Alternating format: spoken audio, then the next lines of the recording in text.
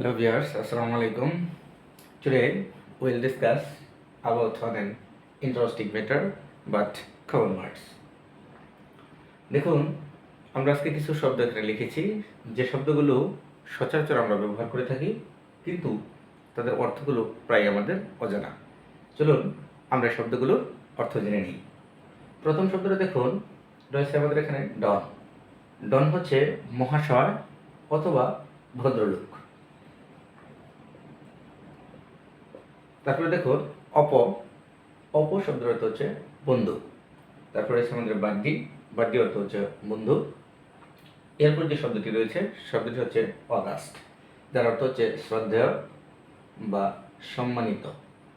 শ্রদ্ধেয় বা সম্মানিত। তারপরে যে শব্দটি রয়েছে তা হচ্ছে ভীষণ, বাংলা হচ্ছে কল্পনা বা দৃষ্টি। তারপর যে শব্দটি রয়েছে তা হচ্ছে ভিকটিম। ভিকটিম অর্থ হচ্ছে শিকার অথবা বলি। তারপর যে শব্দটি রয়েছে সেটা হচ্ছে ফ্যাশন।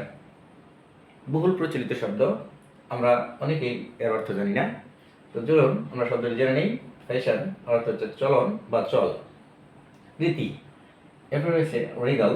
রিগাল মানে হচ্ছে রাজকীয়। এরপর রয়েছে যে শব্দটি সিম্ফনি। সিম্ফনি অর্থ হচ্ছে ঐকতান বা মিল। লাস্ট ওয়ান শব্দটি রয়েছে হারমোনি। হারমোনি মানে সঙ্গতি বা সাদৃশ্য। আশা করি ভিডিওটি আপনাদের ভালো লেগেছে।